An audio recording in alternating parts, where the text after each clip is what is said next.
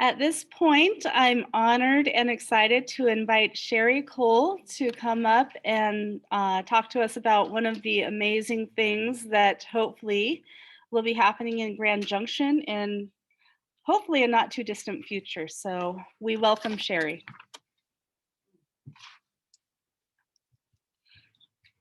Thank you so very much. I'm going to lean a little left here for the gentleman in the sanctuary. Sherry, I have to be right here. You need to look into there because nobody Okay. can see you otherwise.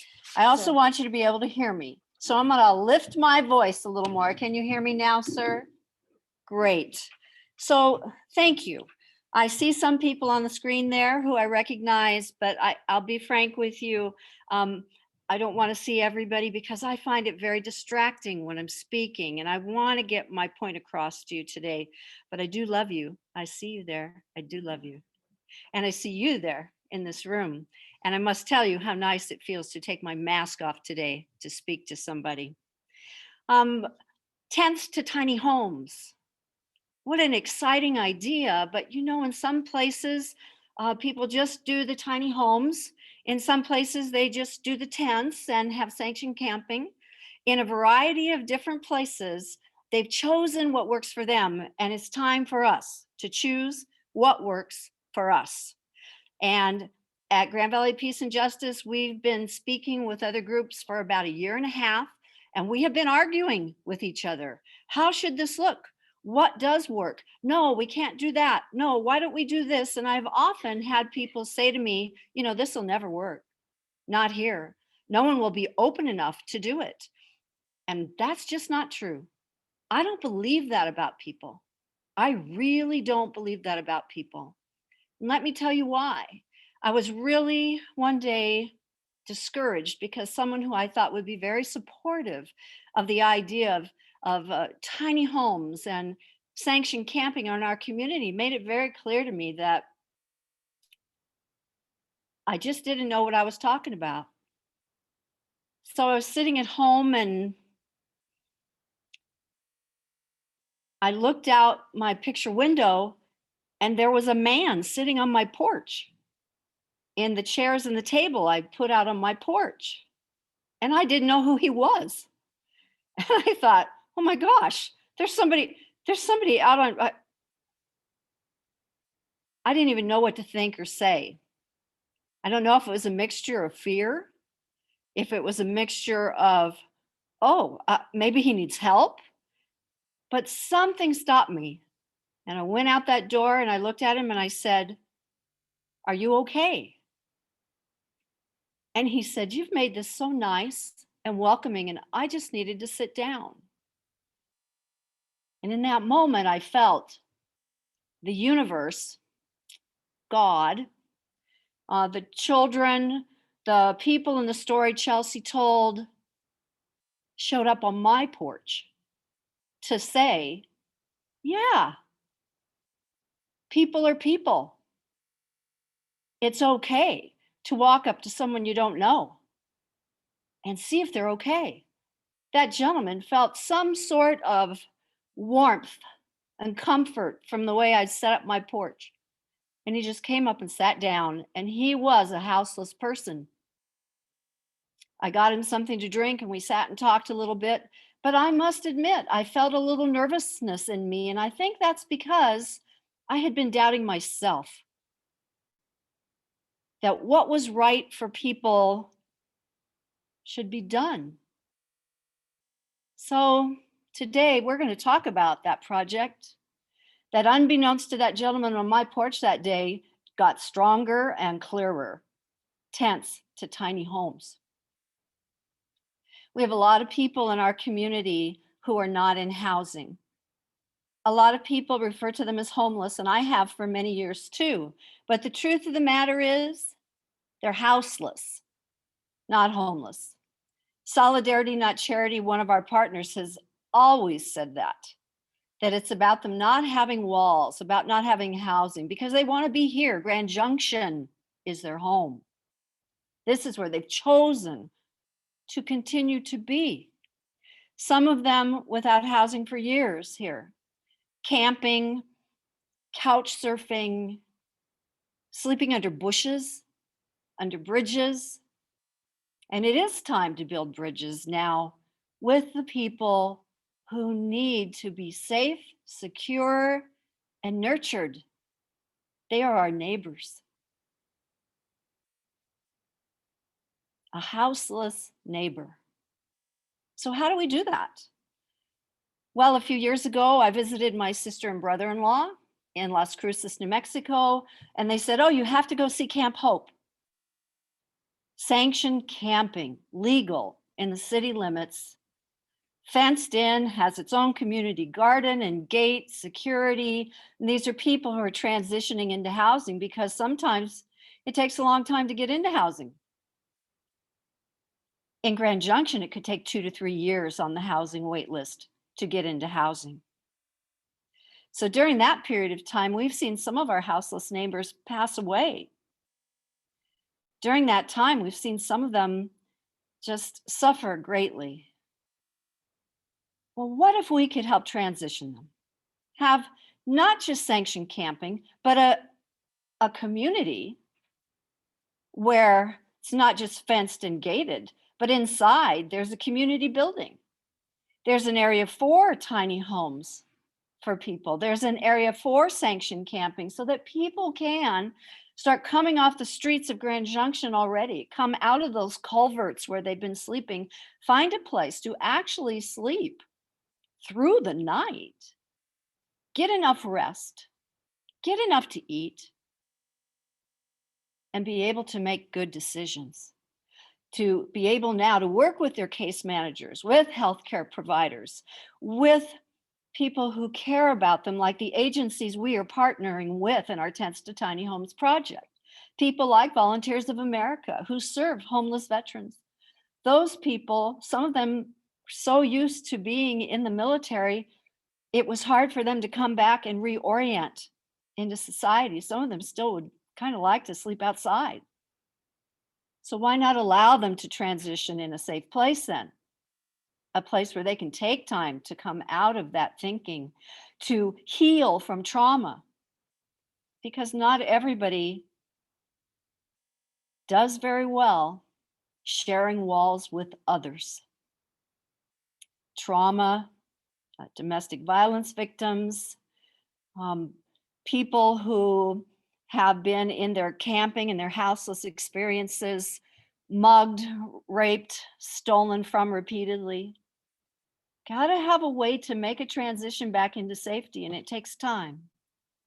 So if we create a community where people can sleep through the night without worrying if someone's going to mug them or if they're going to be moved on, a place where people can start to re-socialize in a way where they have a neighbor, but they're not too close. They're not sharing a wall with them. Where in the community building, there's a common kitchen area where you can cook, where you can learn other skills, where you can have classes, where your case managers can come and meet with you, where healthcare providers can come and meet with you, where Royce Hurst could come and help you with issues with your companion animals, because some houseless people, that companion animal is the person who's been closest to them for years. Their pet, not another human being. What an idea. What a fabulous idea. It excites me every time I think about it. And by also having tiny homes there on the property, we can do cooperative community builds so that people who have been houseless and others in our community can work together to create those houses. In Oakland, they have a project where they built tiny homes for homeless teens. In Kansas City, they built a tiny home village for veterans. All around the country now, tiny homes are being built. Well, we want this to be successful. So Peace and Justice has hired an architect who has already built a luxury tiny home community neighborhood called Palisade Legends. It's out in the Clifton Palisade area, and he won Parade of Home Awards for the designs and what was built. He's already been through the process here in Mesa County. He knows what to do, how to do it, and my goodness, his designs are amazing. So we asked him, can you build for us something smaller? What you have built is 525 square feet to 950 square feet or so. Now, to some people, that might not seem small, but let's say you've been in your house all your life. You want to downsize. Downsizing to something between 500 and 900 square feet might be a task for some people, but for others, it would be, oh, thank goodness. Now I'm in a space that's a size I can handle. Well, for our houseless persons, we want something even smaller. And he led us in a design charrette this past Friday, right here in this sanctuary, where we had 4 different groups of people sitting down saying, what would the administrative, the community building look like? What do we need there? Can we open it up and have some of the doors be sliding glass so we can use outside space too? What can we do? What can we do in the tiny home area? What should they look like? Another group was working on the sanctioned camping element. And one group was looking for land, looking at maps going, well, gee, if we chose this site that looks open, what would be the benefits of that? The pros, the cons. And Friday was an amazing experience here. And I thank you, Reverend Wendy. When I asked you if we could come and do it here, boy, your heart and your head were open. It was beautiful. I thank you. And we had an amazing experience. One of the people who helped design on Friday was a 23-year-old young woman who is houseless, who does have trouble sheltering. It's too noisy. And she's had trauma in her life, so it brings on her PTSD. So ladies and gentlemen, I'm just excited and thrilled to think that we have an option, a way to make this not just possible, but real. So what are we looking for? We're looking for people who can help, not just in cooperative community build, but who might know people who might be interested in donating land or selling their land at a lower rate. For contractors, people who are interested in helping build a community like this. We're looking for people, because we'll be fundraising in a variety of different ways, who want to give, because all together when we support every little bit, no matter what you can give, as Reverend Wendy said, time, talent, treasure is enormous for us. It's enormous in changing the lives of people who right now wonder some days if anybody will really ever care. As we all know, we lost Warren Barnes not long ago in our community. We've lost other people in our community over time in a variety of ways. But those were people who also contributed, who were missed and are missed still, whose hearts, whose souls, whose contribution for some was just to give me a little poke on my porch one day and just be there to remind me, wow, there is no reason to give up. We're all in this together. We are one. And in my faith belief, we believe that God is all there is, just like in the story Chelsea told. So opportunities abound to help with this project.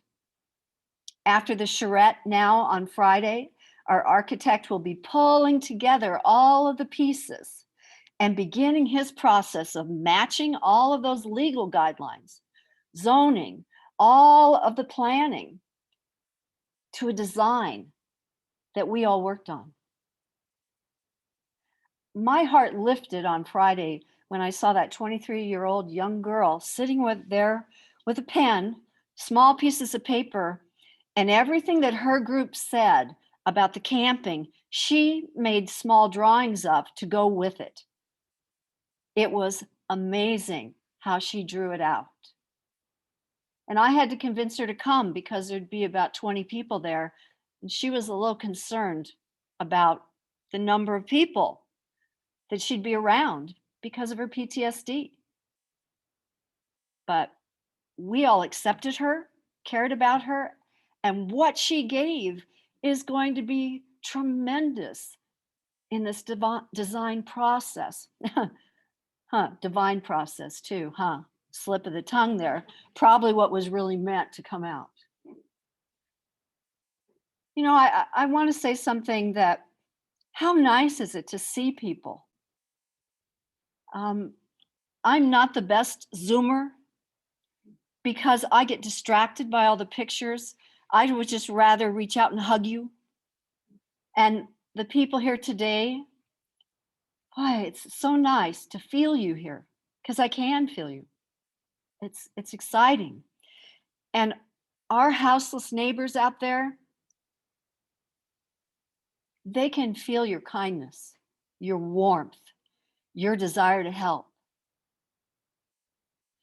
I want to say a few other things just for you to consider this. When housing shifts in a community, we need to be able to always have housing that's adequate for every economic level of the people who live in the community. Because, as I said, it's home for us, the community. Doesn't matter how much money we make, it's home. And when, for example, people move into a community who are new to it, buy housing, sometimes they change that housing enough that the people who used to rent from them there can no longer stay because they can't afford it anymore. It's called gentrification, and neighborhoods change. I would like you to know that in the house I live in, during the pandemic, it was sold to someone else. I love where I live. I was able to stay, but my rent went up $200 a month.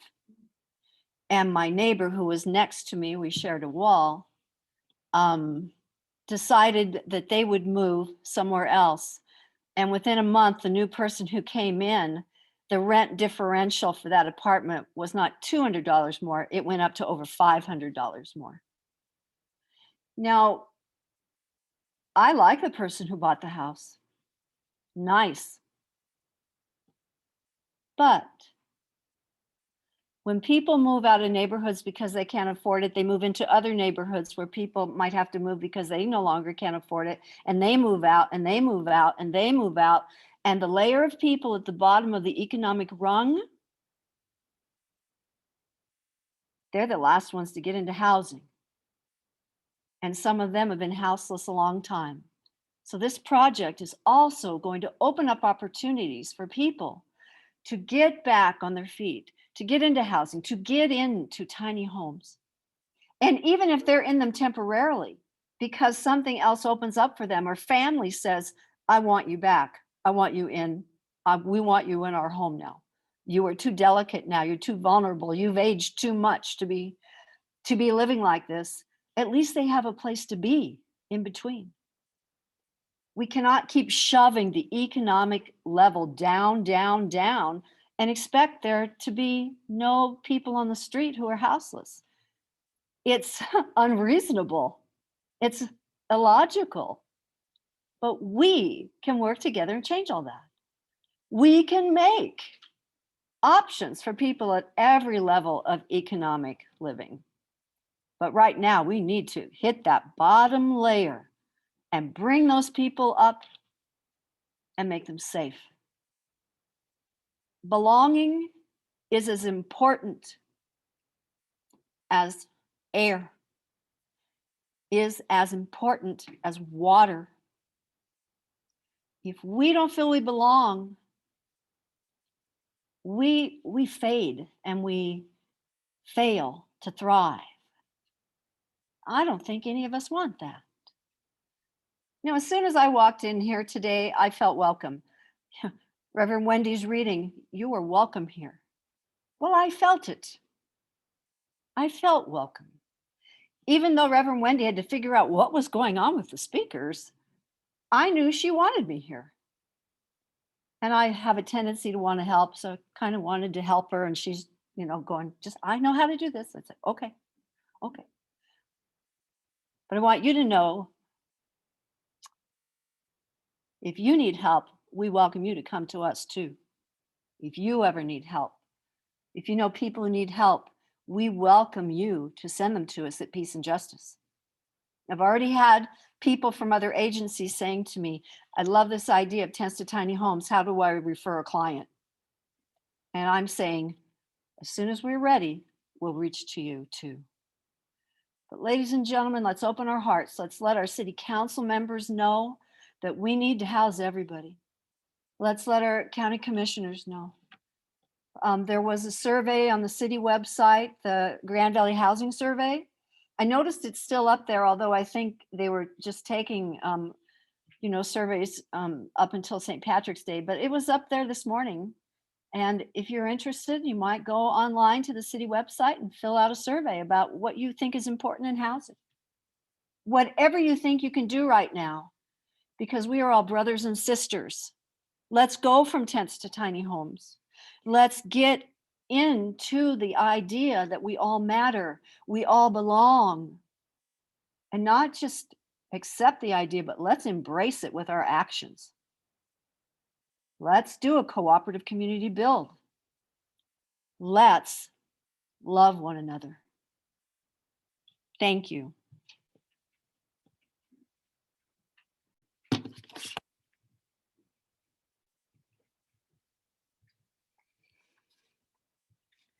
Thank you. Thank you, Sherry. That was beautiful and amazing. And our tradition here is, if you're okay with it, I open up the people to let them, if I can find my participants, to let people unmute themselves and then maybe say a few things or ask some questions. And then maybe I'll maybe put my mask back on and we can go back and forth. So I'm going to allow people to unmute themselves. And if anybody would like to say something to Sherry, or you have a question, go ahead. I believe you can unmute yourself now. Cheryl or Bill, did one of you want to say something? Hi, this is for, well, everybody, especially Sherry. A couple of years ago, I created a proposal for taking over the resource center out where the former disabled school used to be, and use that, see if we could get the state to donate that to the city county area, and use it as a place to build a campground, tiny homes, use the old school rooms as ESL classes or skilled labor training. They have all kinds of facilities out there that would work wonderfully for us. I made up a whole chart of that. So if Sherry would like me to send this to her, I'd be happy to send her a copy, and anyone else. I think a couple years ago I did send one to Peace and Justice, and received no response. I had to work hard to find the county commissioners' addresses. I sent them copies of this and no response. Now the city has turned over a lot of its counselors. I'd love to send them each a copy. And I think I even sent some to the state representatives with no response. It's like coming up with this idea that I was very enthusiastic about, and it just kind of fell in the water without even a ripple. But now might be the time to revive that. So I'd be happy to contact you, Sherry, and send you a copy of my proposal. Actually, I remember that, and I did get it. And what we did was follow up. I spoke to a realtor who was handling some different projects, who had relationships with the people out exactly where you're talking about. And so I wrote them an email, because you had made a great suggestion, and said that we were looking at this kind of a project, and could we talk to someone? And the response I got back was that they were going to have a different use for it, that it wasn't going to be available. Now, I don't know if that might change. So I would love to see it again. It's just that we were that was the answer we got. That's going to be used for something else, so no. And gee, I'm sorry, I thought I did reply to you, but I'd love to have that again. If you go, do you want my email? Are you asking for that right now? Program coordinator, that's all spelled out. I have one of the longest emails on record, at gvpeacejustice.org. And we'll put that in the chat. Thank you for bringing that up again.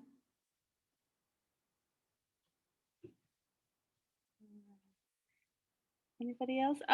We have Robin who is here who wants to say something. So I'll listen to what Robin says and then I will repeat the question so everybody can hear it.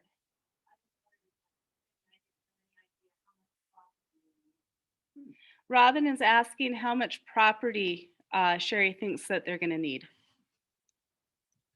Great question. Thank you.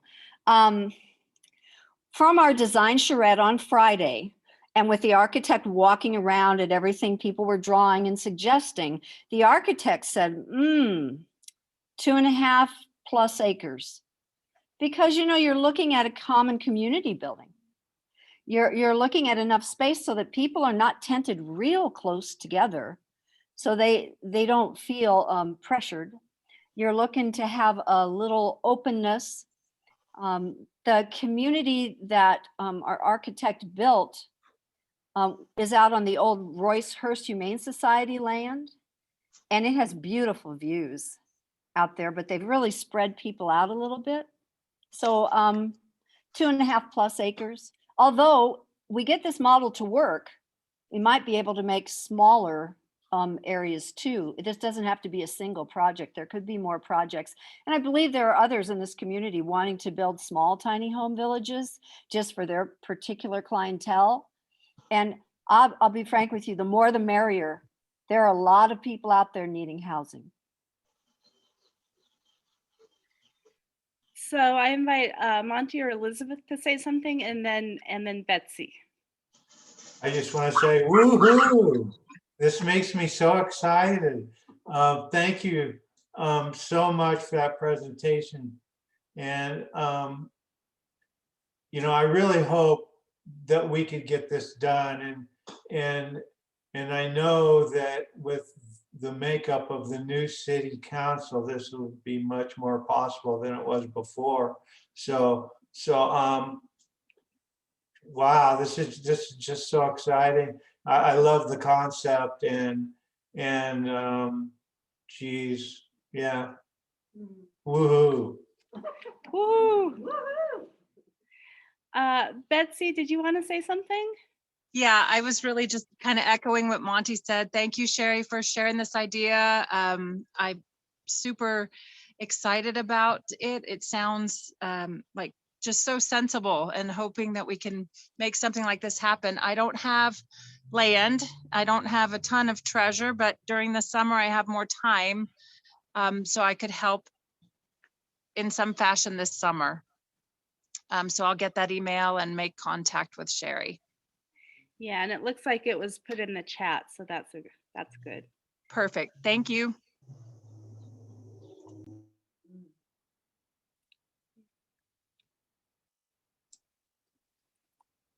Robert, go ahead. Just wanted to thank Sherry once again for her longtime commitment to working with houseless folks, and glad to see you're still doing it, and glad to see you. I haven't seen you in a long time or talked to you in a long time, and I miss you, and it's great to see your face. Oh. And I love you lots, Sherry. Robert, thank you. Oh my gosh, it's been a long time. You know, just keep those powerful thoughts and that work going, because every time somebody puts their energy towards it in a good and clear and loving way, we step forward. So thank you. It's good to see you. Piera, would you like to say something? Yeah, I was just wondering if Sherry had talked to Hilltop at all, because they have a lot of projects in the valley and they try to be helpful, and they're nonprofit, and they might. if you like the idea.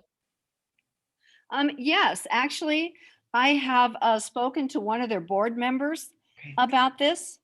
And there's another board member that was on there I wasn't aware of, who is with an agency that we do some partnering with. So right now, we're going to be starting to talking to other groups. So great idea. Thank you. You're very welcome. I'm just not there. Oh, no, thank you. We, there's so much going on right now. You just have to get to the right people to sit down, because sometimes what you find is something they're doing will fill in a gap that you have. And that's exactly what we want to do, is fill this bigger gap, really fill it. Right. And I would say thank you to the Joseph Center, if you're aware of them.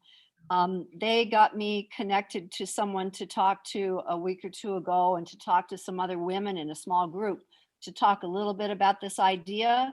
And all those women are connected to different groups now. So we're starting to kind of spread that word and reach out. We kept away from talking too much about this recently because the election last November, with all the drama and everything happening, we didn't want to become a political experience, because we're going to drive through no matter what.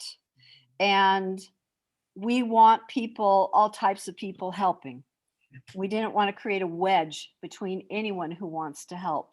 And so now we'll be talking more with people. I've already had a conversation a while back about sanctioned camping with Greg Caton at the city manager.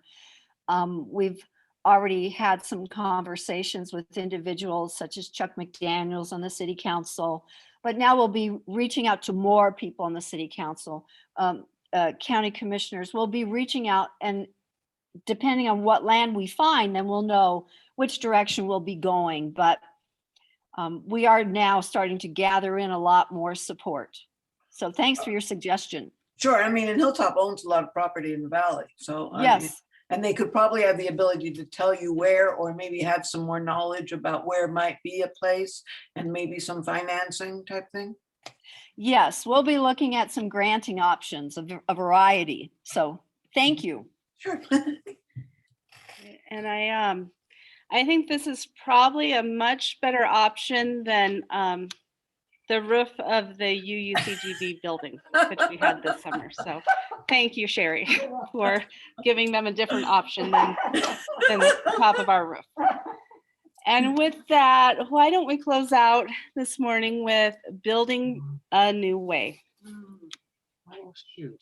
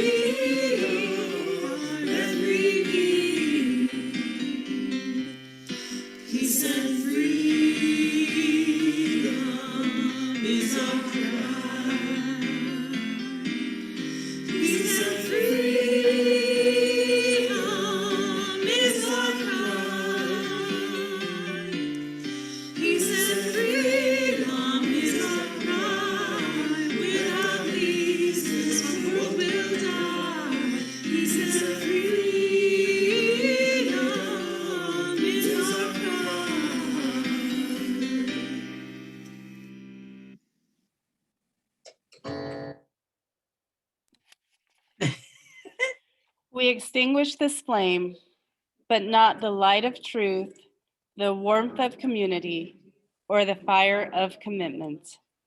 These we carry in our hearts until we are together again.